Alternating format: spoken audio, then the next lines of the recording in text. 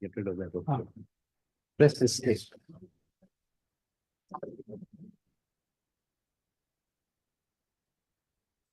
Welcome to another session of RHPL. We have 4 speakers today with 15 minutes talk. First speaker, Sanjeev Prasad, Delhi, who will talk about logical synchrony with functional processes implies observable determinacy.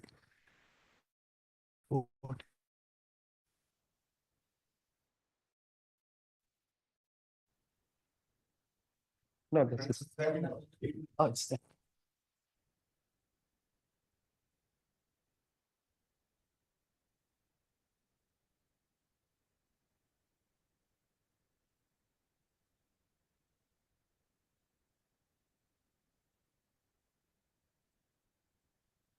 Yep. Okay. Thanks. It's a pleasure to be here. I'm going to quickly go through what was an invited talk at MemoCode earlier this year.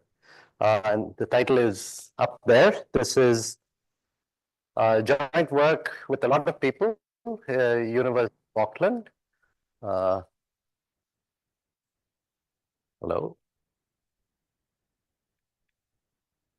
So this is stopped working.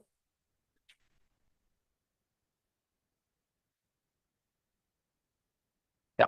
So this is the people at.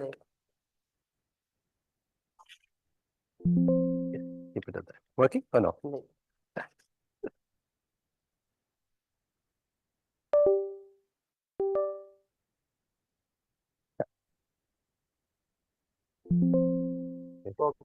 Okay, go forward.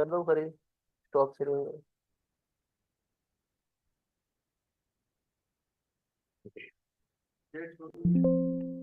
Back to the next slide. Stop sharing. Escape.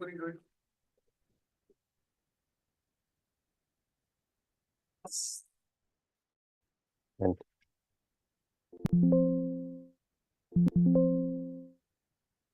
so this is joint work with Logan Kenwright, Pat Harup, and Nathan Allen at Auckland. And then there's a bunch of people at Google with whom we had lots of conversations, Sanjay Lal at Stanford and Kalin and so on. So the main concepts, this is an excuse to actually get you to read a great paper about Khan networks. And the main concept that I got from the Google folks and from the group at Auckland was this idea of logical synchrony.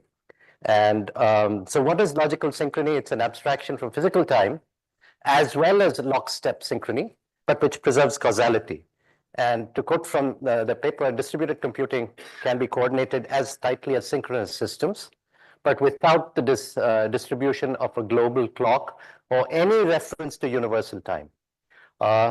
So the other idea which I'm going to try to get across is the idea of the versatile synchronous observer, which has been used to great effect in the synchronous programming paradigm. Determinacy is the property we are after, because determinacy is one of those terrific things with which you can predict the execution of programs, you can test them, and so on. So this is the great. Sanjeev Khan wrote this paper, a paper which is remarkable in having no proofs, and so probably would not get accepted at any conference now, but it's the most insightful paper, and it was written in a time where denotational semantics was really important, and a time when operating systems were just in their nascence, and so you had semantics of pipes, which was given by this paper. Also, that you could do coroutining in a nice way, which was semantically very, very interesting. So the important thing about Khan process networks is that, and this is a really remarkable thing, is that it's an asynchronous model, but which exhibits determinacy. And this was Khan's stated goal, a more formal approach to the design of languages for systems programming. Now, very carefully, he chose deterministic constructs. So he had functional programs running, but these were parallel processes and they were communicating through unbounded FIFO channels. So the FIFO gives you one level of determinacy, but the important thing was that arbitrary interconnection was possible, and made sure that every channel had only one generator and you couldn't be simultaneously waiting on two different channels. But the whole system works correctly because you have non-blocking sends, but more importantly, blocking receives, or you have to wait in order to receive. And this, if you try to actually implement systems, because if you're going to wait, it's going to hit performance. So distributed systems implemented like this are bound to be a little inefficient. Now, what is remarkable about this is this Khan principle that you get a compositional semantics whole network, the least fixed point of the system of equations of the form x prime I is equal to some function fi over x1 through xn. But this is a solution over continuous functions which are over stream domains with prefix ordering. And you can now use the Scott induction principle. But this works right because you've got blocking weights. So here is an example in the paper, and it could be expressed as a set of equations. And the behavior of this network of processes was quite nicely detailed in the paper. No proofs though, right? It does more. It actually deals with the recursive parallel schema and a whole bunch of theorems. So the message here is go look at this paper. It's a gem in computer science. Compositionality, I said you can just compose things arbitrarily. Gerard Berry was famous for articulating this equation has only got three solutions. I may argue about whether they're exactly three. The first is zero, but we know that computations aren't instantaneous. The other is infinity, which corresponds to synchrony. And the third is finite, and that corresponds to the synchronous model of computation. And one can note that the first two admit even unbounded summation, whereas the third only works for bounded summation. And so when you get to the design of another lovely set of languages, the synchronous languages like STRL, oh, finite plus finite is always finite. Not, you can't do unbounded summation, all right? So when you look at languages like STRL, Signal, and Lustre, this fact is used to articulate something called the synchrony hypothesis. So I'm going to focus on Lustre because it's another data flow language, just like our networks. But here you sort of enforce synchrony by having a clock. And what you have is that the system is in continuous interaction with the environment, and this interaction possibly influences it. And that's a picture of Paul Caspi, who's passed away too early, and Nicola Albrox, who are the designers, the first designers of Lustre. So in Lustre, a program is a set of modules, and they are operating on clocked input and output data streams. The connections look like wiring diagrams, but they follow a well-clocked discipline to ensure there are no cyclic dependencies, so causality is quite nicely taken care of. Nodes are sets of equations of the form x vector is equal to e vector, and these really represent temporal invariance on flows. And expressions specify flows, and then you can define modules called nodes, and you can call these, but you don't allow recursion out there. And then there are a bunch of very interesting temporal operators, sampling, interpolation, and you can have derived clocks. So it's a beautiful set. I've been looking at verify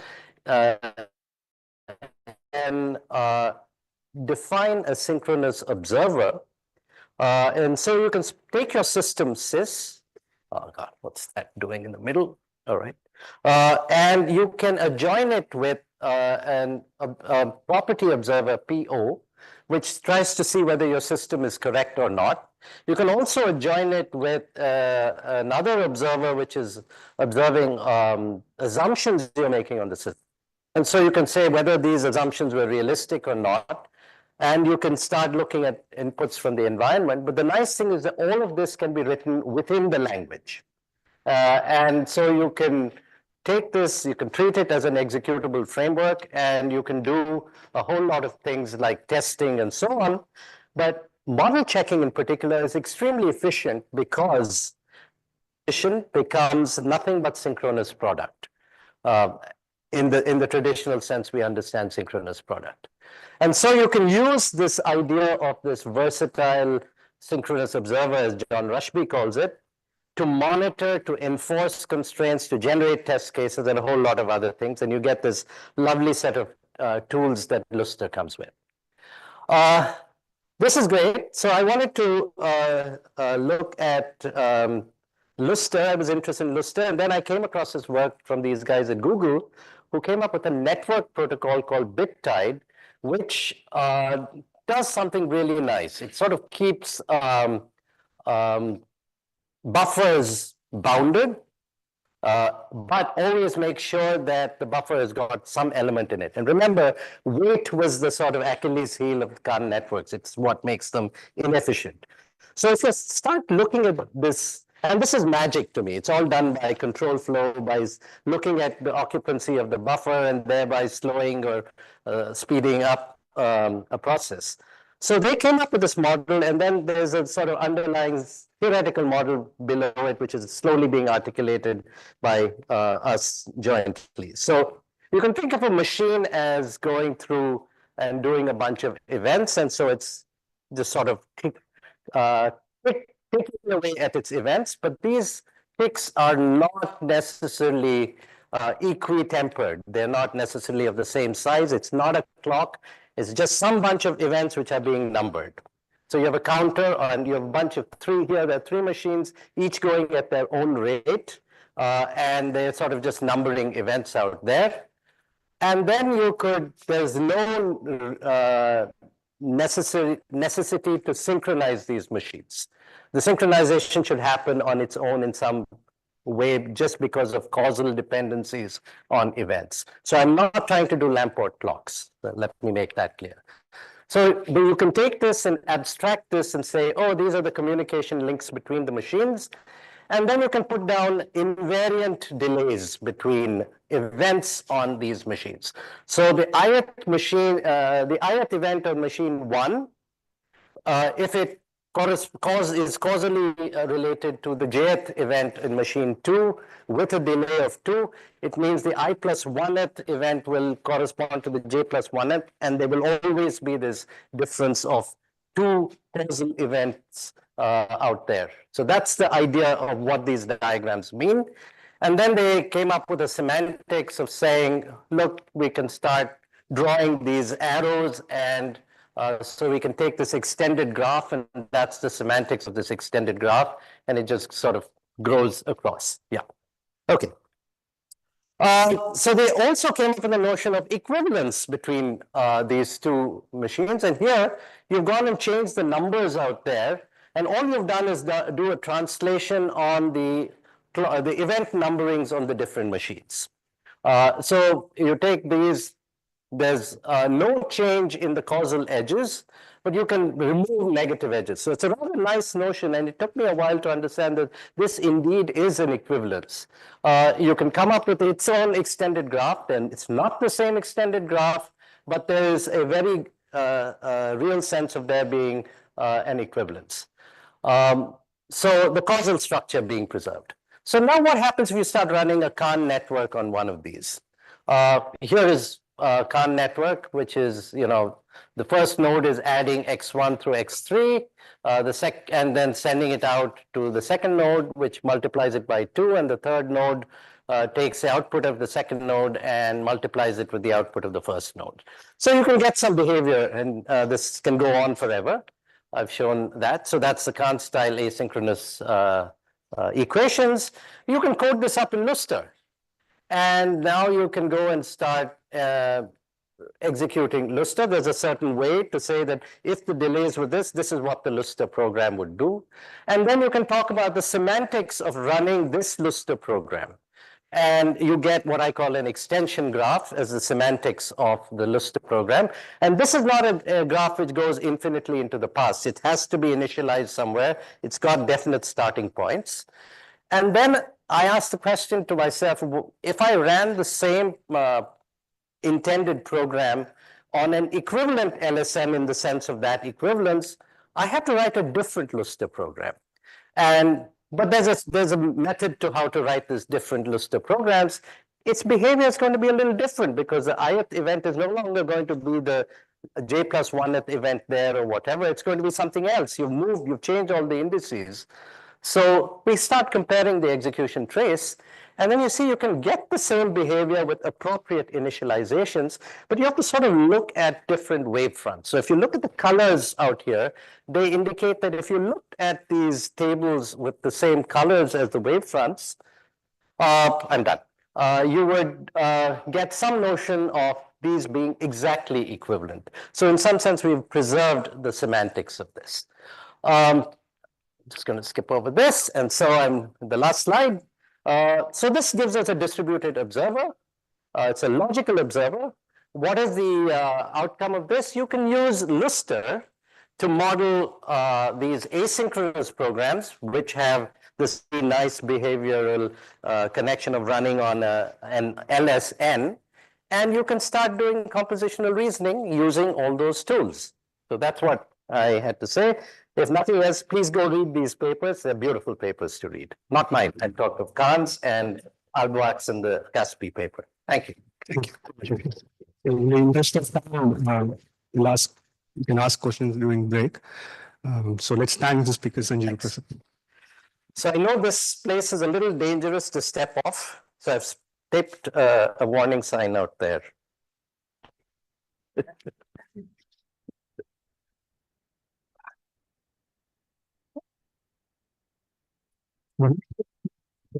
Suffix reading automata by Kirtan from KCS.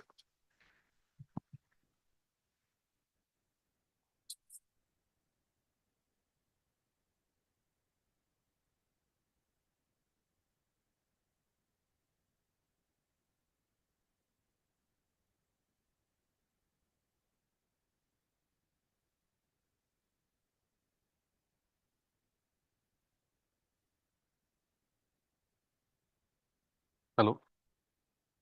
Hello. It's on. Yeah. Yeah. Hello, everyone. I'm Kirtan from TCS Research. Today I'll be talking. Sorry, am I audible? No? 1 second. Is this mic better? Can you please, there is a button over there. Okay. Yeah, I'll just use this mic. Okay. Am I audible now? Yeah. Okay. Yeah. Hi, everyone. I'm Kirtan from TCS Research. Today I'll be talking about deterministic suffix reading automata. This is joint work with my colleagues Venkatesh and Sagar and my advisor Srivatsan from CMI. So to set some context, there are existing models of automata that generalize on the transitions. So instead of transitioning on single letters, you have generalized automata which transition on words, for instance. They consume entire segments of words and then transition on them. You also have expression automata which transition on regular expressions. So we have one such model which we call suffix reading automata. I will motivate this in a second, but let me just illustrate what it looks like first. So this is a model that transitions on suffixes of words, as the name suggests. Let's take an example. Suppose I have the language a plus b the whole star followed by ab at the end. I accept using an automaton that looks like this. I have two states q0 and q1. At q0, I just wait consuming letters until the suffix av appears. And as soon as ab appears, I transition to q1, which is an accept state. Now, I've also added a self loop at q1, allowing me to consume more letters if there are any until an actual last ab appears. So I'll just explain why in a second. let's look at two possible runs of two different words. So the first word, the one in orange, it starts at Q naught, and I read A, B, and then seeing AB as a suffix of this block, I immediately transition to Q1.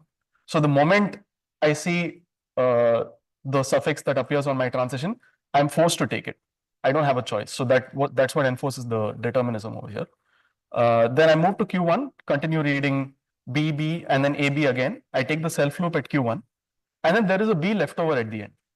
So I actually don't accept this word. My accept condition is that I must be both at the accept state and also not have any more letters left over at the end. In contrast, if I have the word in green over here, for example, I read B, A, starting from Q naught. It has AB as a suffix at this point. I take the transition, move to Q1, read the same block, it repeats, and then that takes the self loop at Q1, followed by another AB, which also takes the self loop at Q1, and this time I actually accept because there's nothing more left to read. So it satisfies my condition that I'm at the accept state and I have no more letters.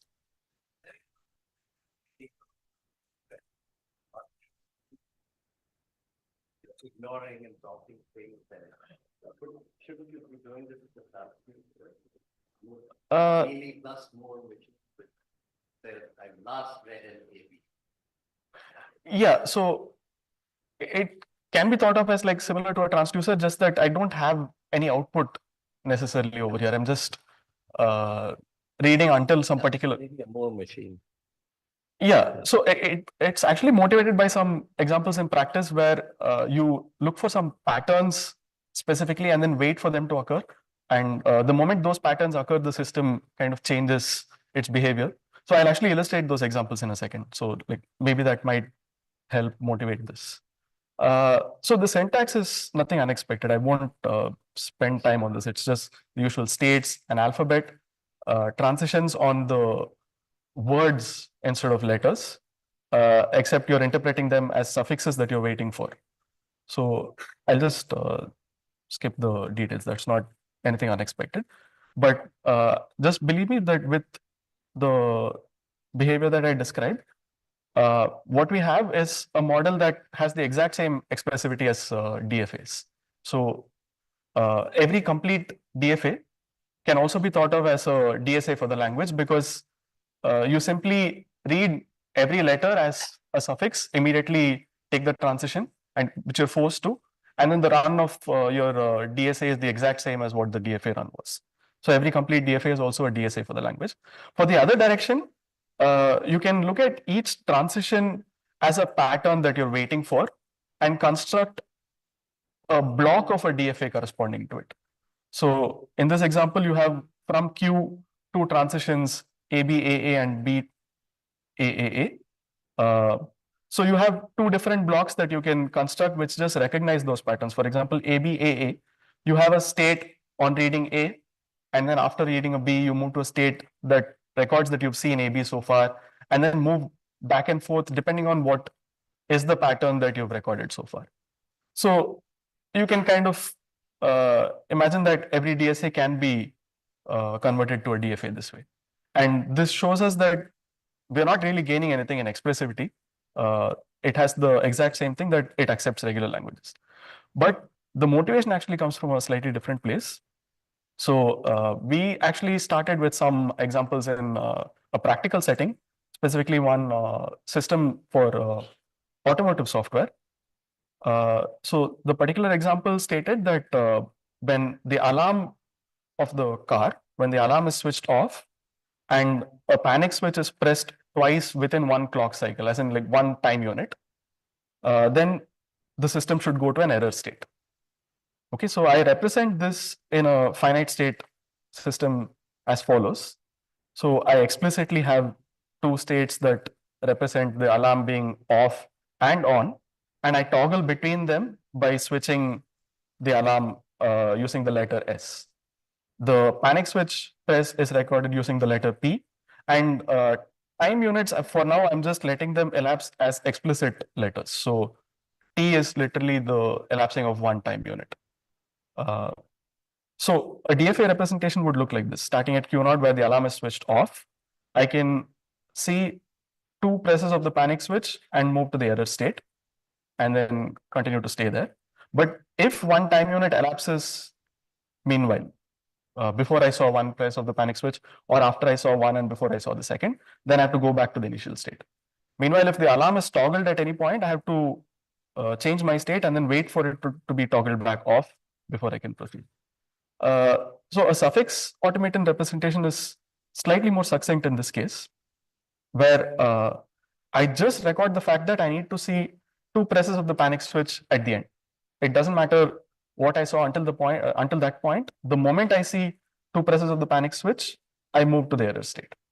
So it kind of declutters this representation slightly. And this is just a toy example. This is just to illustrate that there are some examples in practice which motivated this. Another example where I'm not giving the finite state representation is when you want to search for an out of context else statement in a program, by which I mean an else statement outside an if and if block. I say that that should lead to an error state. So I start from S0, I keep reading letters until I see an if as a suffix. Then at S1, I keep consuming more letters until I see an end if. Here, if I see an else, it's allowed, it's just consumed at S1. But once I see the end if and move back to S0, if I see an else outside this if and if block, then I move to the error state. So you can imagine the DFA representation for this would be much larger. I would have to represent a lot of things that are like not really showing up in this picture. But there are other things also to illustrate that in some practical examples, this is a useful representation to have.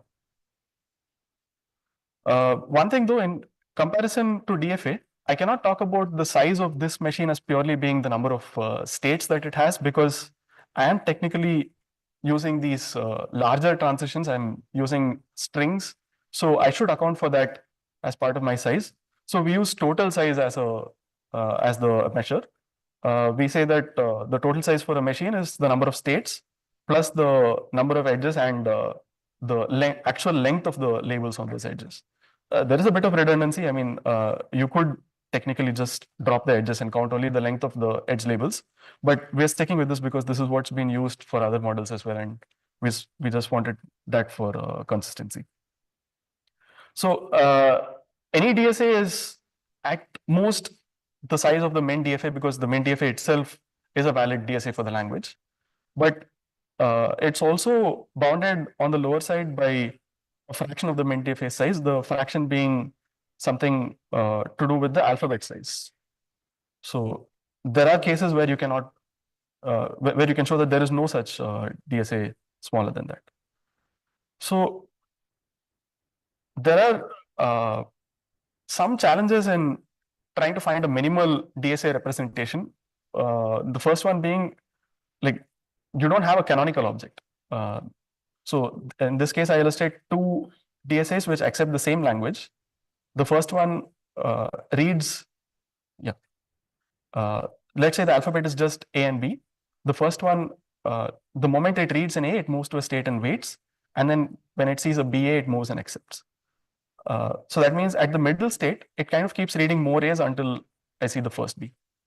I could also represent this by saying I read AB, which means I can read a lot of A's at the beginning. And then the moment I see a B, I move to the middle state and then wait for an A to appear, which is the exact same thing. So I have two objects of the exact same total size, number of states, label lengths, all of that, and both are minimal. So I don't have a canonical object in general. And I also can't use things like the DFA minimization techniques where you merge equivalent states, because here what you need to merge would be somewhere along the middle of a transition. You'll have to like cut it and part and redirect. That doesn't really work. So for a moment, I'm going to ignore getting the actual minimal object, but I'll talk about how we want to get something slightly smaller than the original DFA representation, because a lot of this was motivated from practice. So if we can get even anything smaller, that's already useful. So let me just talk about when I can try to get a smaller object. Let's say that I have a DFA M. I want to obtain a smaller object by just inducing a DSA from it. What do I mean by that? I mark a subset of its states. I connect them with the actual simple paths between them. I use those words as the labels, and I induce a DSA. Now, this is not obviously going to work as an equivalent object always. So let me try to characterize when it's actually equivalent to the original DFA. I'll give an example. So here I have a DFA with 3 states. Suppose the subset I choose is Q0 and Q2. I induce a DSA by connecting the simple path. Here it is AB from Q0 to Q2. And it turns out that this is equivalent to the original DFA. It in fact represents that. I just wait until I see AB and move to the accept state. But if I change it slightly at Q1, if I made the loop B instead of A, this doesn't actually work. So if I induce it, I have an AA from Q0 to Q2, but that's not the same as the original language. The original language reads an A, can read as many Bs as it wants, and then read an A. Here I'm saying I have to see 2 A's consecutively, which is not happening in the original one. So why is this going wrong? Like, why does this work in the first example and not here? It's because the intermediate state is actually not tracking what you expect it to if you just choose this particular subset. So if you choose Q0 and Q2, what you want to say is that the state Q1 is actually tracking just the partial path A until this point. So no matter how you reach Q1, you should be ending with A. Otherwise, you're in trouble. Whereas over here, you can reach it on A followed by B, and you don't have any suffix of AB being tracked at Q1. So you can't extend it into a suffix that goes to Q2. This is just a rough explanation, but we give this as a technical condition that helps us get an equivalent object. We call this suffix compatibility. You can think of it as an internal consistency criterion. Just the transitions in between, they all need to be internally consistent and track the appropriate suffixes. I'll skip the technical definition. Is that enough? It turns out not. So I'll give a different example where, let's say I select Q0, Q4, Q3, and Q5. Here I induce ABA from Q0 to Q3 and B from Q0 to Q4. If you check, actually internally everything is consistent. But what happens is this B transition always supersedes the ABA transition. Because the moment you read AB, by our syntax, by our semantics, the B transition is immediately fired. B as a suffix of AB is immediately taken. So this ABA transition is never fired, even though the DFA tells you that you should be taking it at that point. So even though internally we were consistent, we were choosing the wrong endpoint over here. So this is some kind of like mismatch in the endpoints that we want to take. This is another criterion that we give. And again, I'll skip the exact technical thing, but these two conditions, the suffix compatibility, which is the internal consistency condition, and the well-formedness, which is the endpoint consistency, put together, they are sufficient to tell you that when you have a subset of states, you can induce an exact equivalent object. So I don't address anything further than this because it turns out that actually minimizing DSA is NP hard. So I cannot hope for a p-time procedure over here. We give a proof of this in our paper in Gandalf.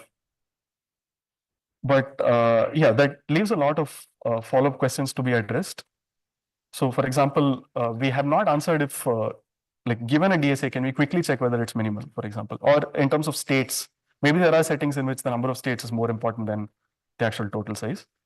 Also closure properties, can we compute them without going back to the equivalent DFA, but directly operating on the corresponding DSAs?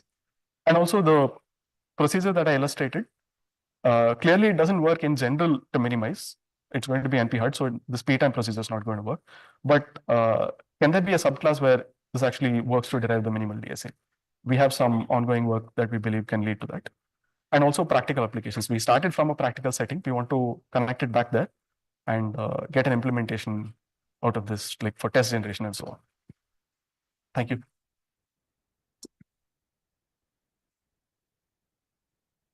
You can ask questions to keep them during the break.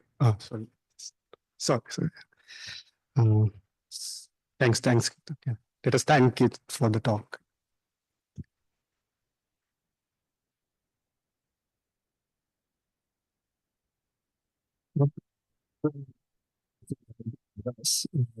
Speak about analysis for vulnerability elimination.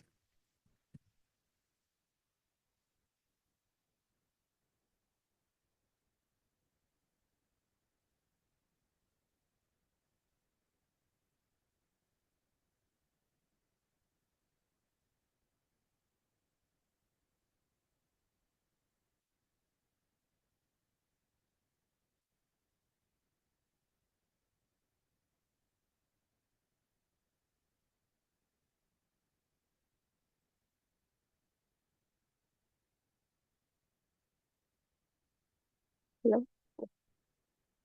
Hello, good morning, everyone. So this talk will present how to secure smart contracts against the reentrancy.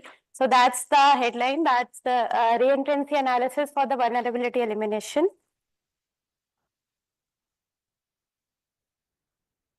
So as part of this talk, I'll first introduce that what are the smart contracts, where the smart contracts are deployed, and how the reentrancy actually happens. And then we'll look into the various state of the art that is there to avoid or detect reentrancy. And then we'll look into the techniques and how are we able to step up the state of the art to detect the reentrancy in a smart contract. So first, when we talk about the reentrancy, the thing that we get into mind is where does it actually happen? So this is the blockchain where the smart contracts are deployed. So this blockchain is a cryptographically connected immutable block of data where the transactions are validated by the peer-to-peer, by the nodes in the peer-to-peer network. So this blockchain, it was when the blockchain was introduced with the Bitcoin, but the Bitcoin was not programmable. So in 2015, when Ethereum was introduced, the blockchain was made programmable with the help of the smart contracts. So these smart contracts then became the programs that were stored on the blockchain, and because of the property of the blockchain that it is immutable, the smart contract inherited that property that after a program is deployed, it cannot be changed. So there were many applications that are there in the on the chain, that is the ownership or the crowdfunding applications. Okay, now when we talk about writing the smart contract, so the smart contract, it needs some programming language. So this programming language, the widely accepted is the Solidity, which was introduced by the Ethereum itself. And it is like no different than the programming language that we are aware of, like the object-oriented programming that like the C++ or Java. It inherits some constructs from the traditional PL, along with the new construct like the call, send, and transfer operations, which help to interact one contract with the another contract. That means with these constructs, we'll be able to transfer the control from one program to the another. Now, when we okay, so let's see this program. So this is a program which is mimicking a bank where a user can deposit the currency. The user can withdraw the currency. So for depositing, for depositing, the user has to call the deposit function. For withdrawing, the user has to call the withdraw function. There are two state variables here, like the invested, which keeps track that how much amount has been invested by a particular user, and every user, it's like a pseudo-anonymous. So every user has an address associated with it. And the BAL, which is the state variable, it is keeping track that how much amount the entire contract is having on the Ethereum chain. Now, when a deposit function is called, if you see, the balance is updated, and the particular field of invested message.sender. So this message.sender is actually having the address who has invoked this deposit function. So the particular amount is being like updated at the invested state variable, and then the withdraw is invoked. The initial check that is made, there should be some investment, and the balance should be greater than equal to greater than 0. then only the particular process can happen of withdrawing the balance.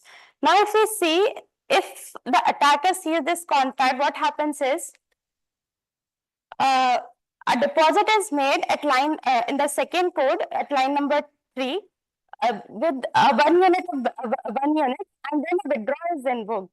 So when the withdrawal is invoked, what happens? Let us suppose the initial balance was 50 and the attacker invested 1 unit. After investing this 1 unit, what happens? When the withdrawal is invoked, the balance will be deducted, and from the call side, that is at line number 11, when a call operation is invoked, what happens is the control, as I mentioned, there are certain constructs which transfers the program control from one contract to another. So at this call site, what will happen is the control will pass from line number 11 to line number 6 in the second code. That function is called as the fallback function. So when this fallback function is invoked, the withdraw is again invoked. That means the attacker is able to initiate a new transaction within a transaction. That means the old transaction was not completed, and hence if it invokes the withdraw function again, the invested at line number 12 in the first code, invested message.sender equal to 0, it was not set before the call, and hence the attacker will be able to again fetch the balance or take the amount which was not authorized to it. So hence this again the withdrawal is invoked, and the same process can be continued until the entire contract balance is becomes 0. That means, so what happens is just with the mere investment of 1 unit, the attacker was able to gain the profit of another 49 units that was already there in the contract. So this process of gaining the authority of the funds that was not allocated to the particular user or the address. Yes, sir.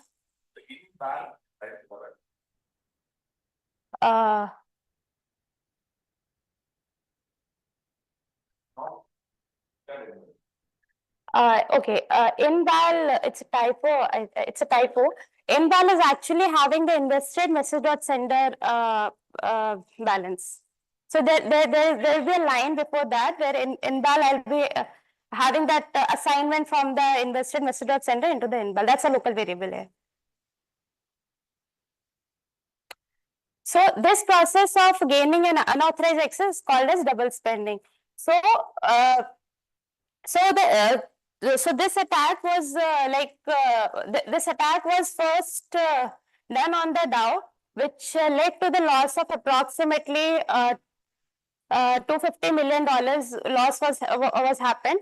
And after that, Ethereum itself proposed certain guidelines to avoid these attacks. So first guideline was the use of the mutex in the lock operation.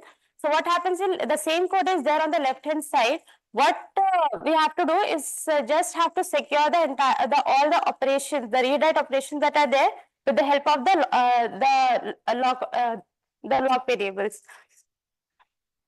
The second guideline that was proposed was to have the check effect and interaction pattern. That means first the check should be made, then all the effects should be done, and then only the interaction should be done, so that even if the control is passing from one contract to another, nothing bad can happen later. But as we see, both these the approaches are like pretty constrained in writing the program. So so what the state of the art was doing, there were certain orthogonal directions that the researchers have looked into. First one was going through the functional correctness. The second one was going through the syntactic pattern matching, which was actually checking whether there exists some pattern or not with which the reentrancy can happen. That is, whether there is any read-write operation after the call or not. If there is any read-write operation, the tool was flagging the contract to be reentrant. The third work was towards the language specification, where the entirely new language was specified, which was avoiding this reentrancy by design. The fourth work was with it actually looked into a new direction by introducing the effectively callback free notion, which was like whether there are any inconsistent state updates or not. But the majority of the work, it requires certain invariants that needs to be provided by the user. So, so what we did, we took the last definition, or that is the effectively callback free notion, and we extended our work by removing the whether we need any human interaction for providing the external invariants or not for the program. So for this, we proposed Raven, which is a sound and precise approach to automatically verify the smart contract safety, and we establish ECF property through the absorption and the commutativity hyper properties. We perform a context sensitive analysis which captures the program semantics in the polyhedral domain, and then we tested our approach, and we saw that it was able to precisely identify the various syntactic pattern which was already covered by the state of the art, and there were new patterns that we also detected. And we were also able to establish that it is not required to blindly follow the rules to mitigate the reentrancy. So what the absorption property says, that we have a certain call, we have certain call sites in the program. Now those call site, it actually divides the entire program into two parts. We call it a segment. There are line of code before the call site, there are line of code after the call site. So absorption says that if I analyze a segment with some say sigma, and I reach a sigma prime, and if the callback happens, then the state that we are reaching, that should be same. Similarly, the pre-commutativity, it also checks whether I can disintegrate the reentrant call and place the reentrant call before the original call. And the post-commutativity says whether I can push the reentrant, disintegrate the reentrant call from the call site and push the reentrant call after analyzing the after executing the original call. So this is the entire architecture that we have designed. It goes through the absorption. It expects a control flow graph. It goes through the absorption. If the absorption succeeds, it says it's non-reentrant. If the absorption does not succeed, that means there are certain pattern that needs to be the commutativity check. Then we go for the pre and the post commutativity, which requires generating the invariance in the program. So for the interest of time, I'll be skipping the in-depth details of how the absorption is happening. But what I'll focus is, for the reentrant call, we need certain different variables. For the original call, we need certain different variables. So what we do when we reach a call site, we introduce certain invariants, like the primed variables that should be equal to the unprimed variables where the original call was happening. So if that invariant is broken after analyzing the reentrant call, we say that the absorption does not hold, or the pre-commutativity or the post-commutativity does not hold. But for this commutativity operations, because what we want is through the same calls that we want to check for the same calls, we have the parameters assignment also. That means for the two executions, we will have the VAS prime and the VAR double prime to be equal to 0. So this is so we evaluated our technique and compared it with the two state of the art, that is the sailfish and the concast, and we tested our approach on 3 test suite, where the first test suite was the fabricated, and the second and the third test suite was like a small and the large data set. So we looked into the effectiveness and the scalability of the technique, where the effectiveness we saw that the slither and the sailfish and the concast, they were flagging 21, 50, and 85% contacts to be non-reentrant, where it was actually reentrant, and the Raven was able to detect it.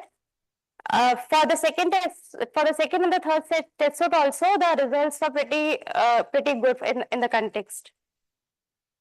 But from the scalability point of view, we compared our time with the sailfish, which was the most recent one, and it was comparable with respect to the time also. Where the maximum time for the sailfish was approximately 14 hours, our tool ended up performing the analysis in approximately 5 hours. To conclude my presentation, I presented Raven, which is the sound and precise approach. We were able to outperform the syntactically restricted state of the art. We were also able to outperform the tools which were relying on the SMT solvers to encode the program semantics. But because they were lacking the necessary contextual information, which we were able to capture in the polyhedral domain, we were able to detect more patterns and whether the contact is actually vulnerable to reentrancy or not. And to conclude, our tool does not require any external invariant, which was actually required in the state of the art to prove a contact to be ECF or not. Yeah, thank you.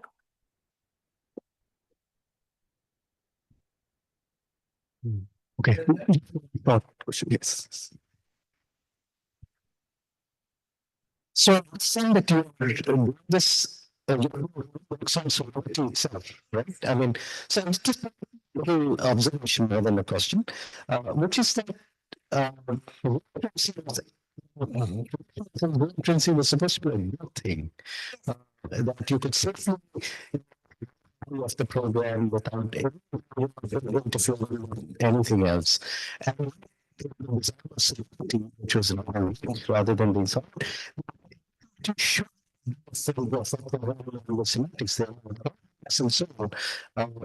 What do you that you had? I think was It's a different. just a simpler language which doesn't have. Yes, it's not easy to transfer all the contacts or all the funds that is still there on the Ethereum to a new language that is there on the new chain. Okay, so let us thank Dia for the talk. The next talk is from Somadev from Chennai Mathematical Institute. We'll talk about verification of lossy elementary object systems, theory and practice.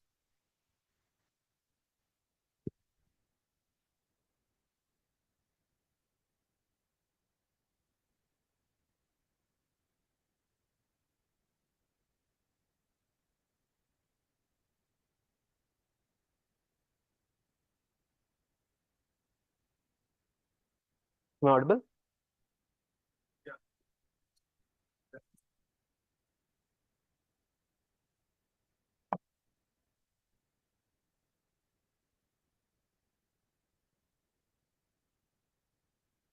Yeah.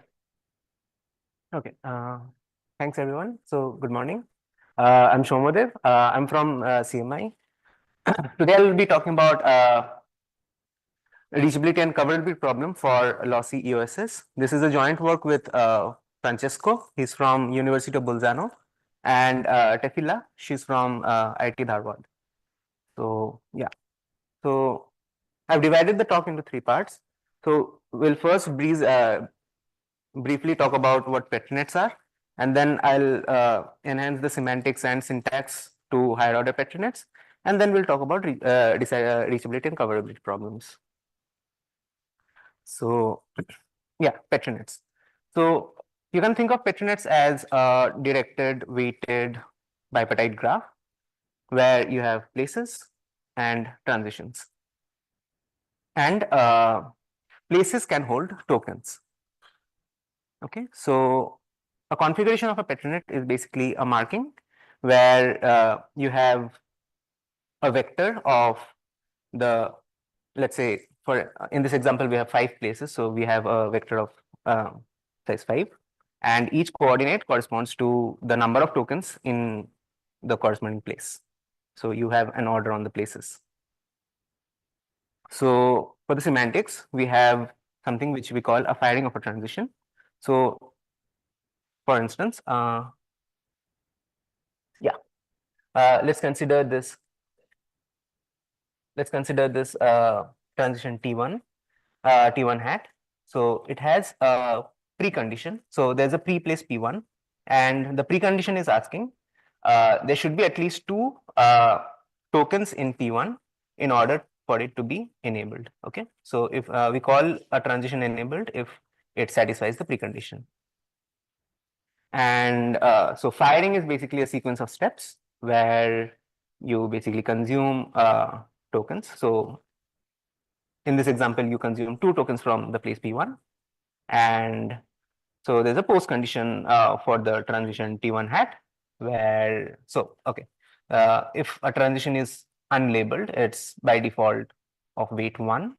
So you fire two tokens in place P1 and P3 respectively.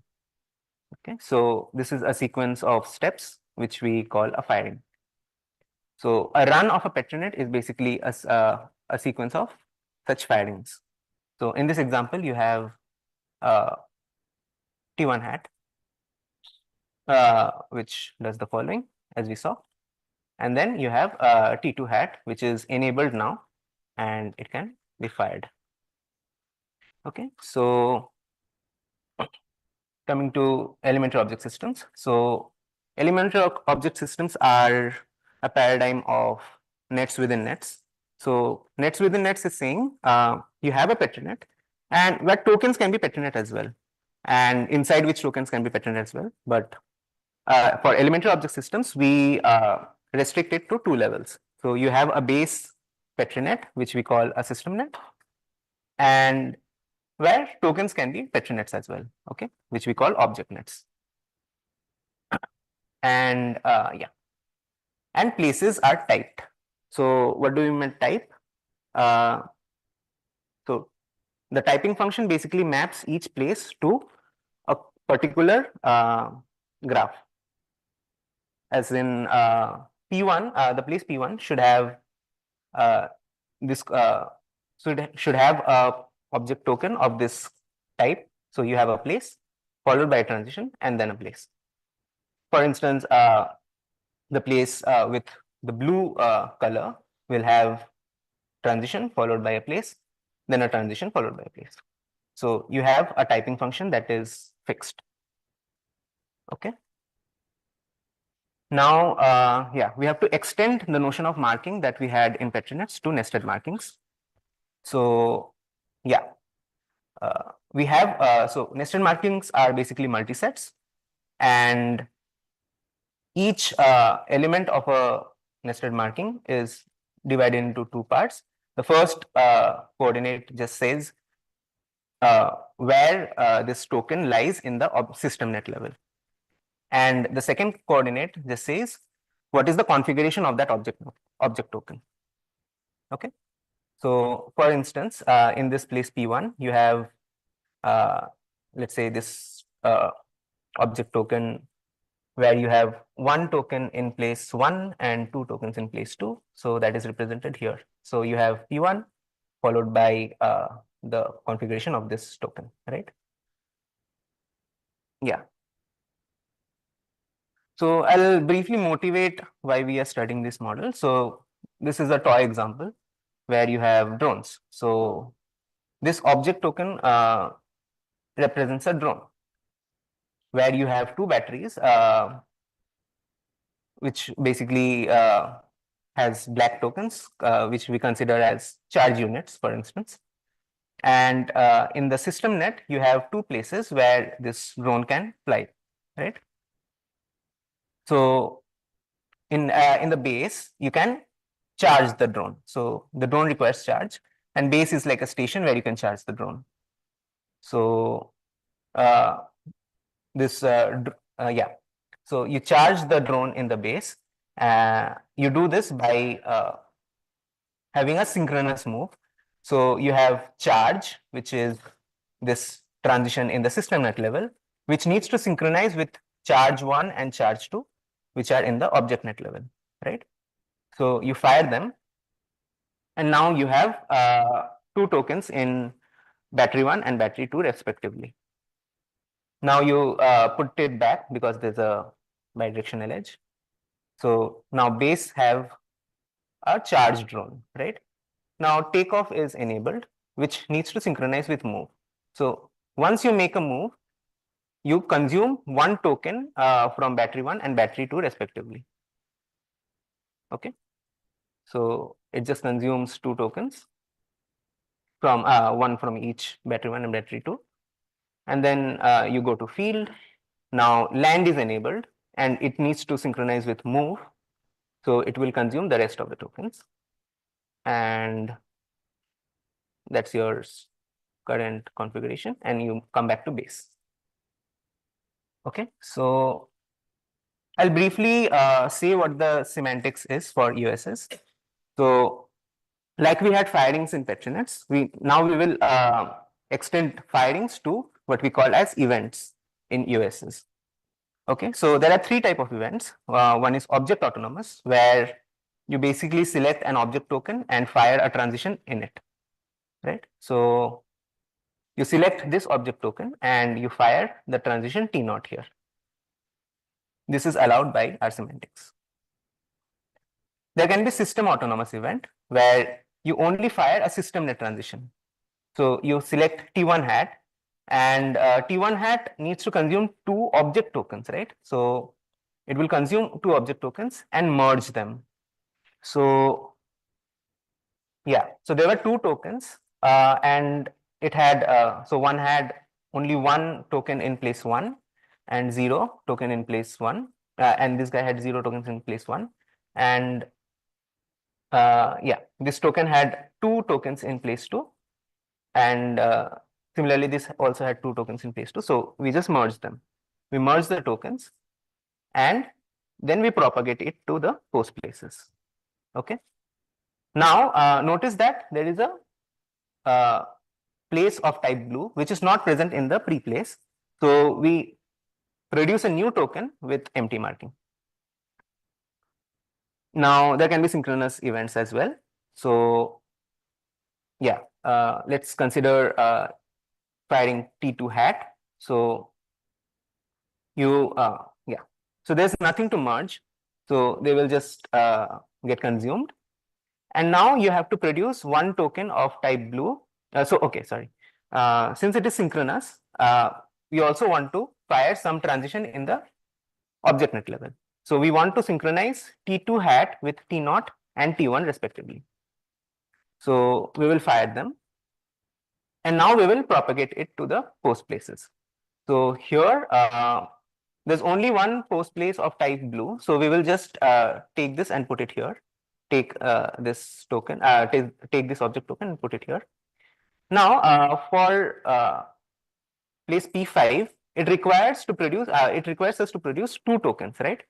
And what we'll do is we will distribute these tokens into these 2 places. That's our semantics.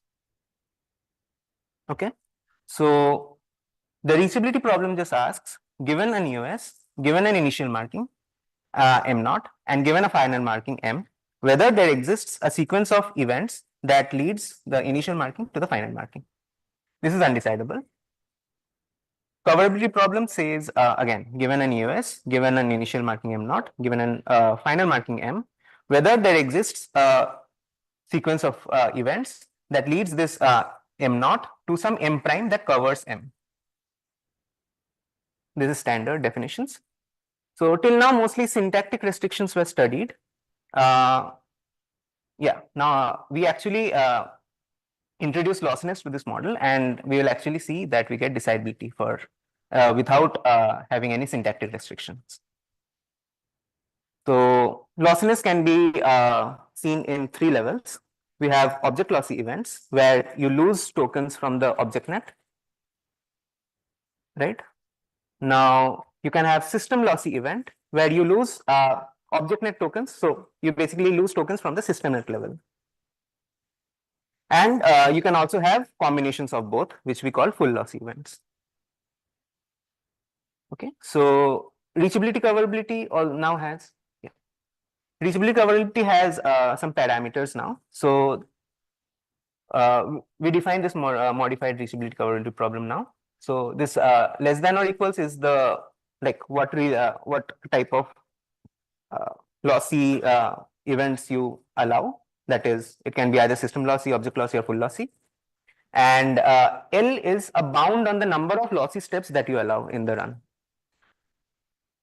So yeah, so again, given an EOS, given an initial marking and the target marking, reachability problem now asks whether in the EOS E, starting from the initial marking M, if there is a L run, that is a run that has at most L lossy steps to reach the target T.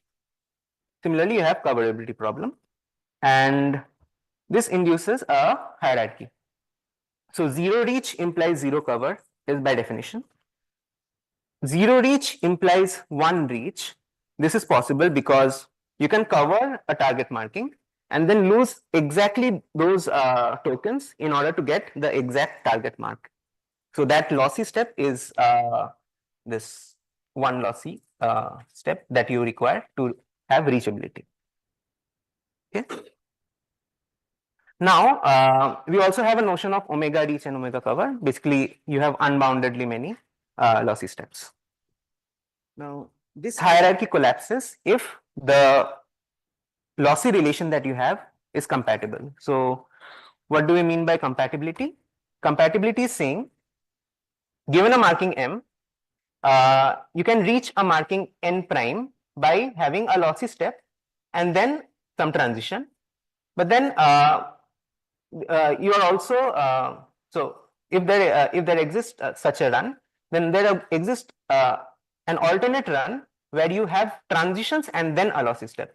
In some sense, you can move the lossy steps at the end of the run. So that's compatibility, and it's easy to see why the hierarchy collapses, right? Because if you have unboundedly many lossy steps, you can just push them at the end of the run and collate them to be one lossy step, right? And you can remove this lossy step, which will still be a cover. So that's why omega cover reduces to zero cover.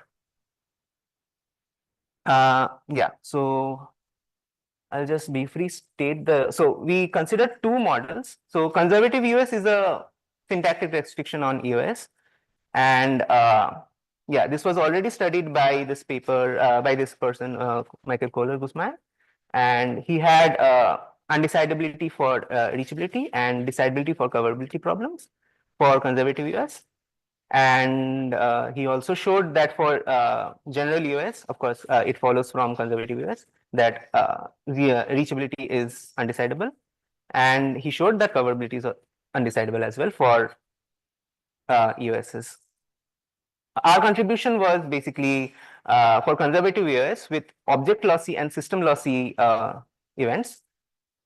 We have undecidability via a two counter machine reduction. And we also showed something interesting, which is if you bound the number of lossy steps, you have undecidability. But if you don't have any bound on the number of lossy steps, you get decidability by, we showed that it admits a well-structured transition system property. Yeah, with this, I would like to end.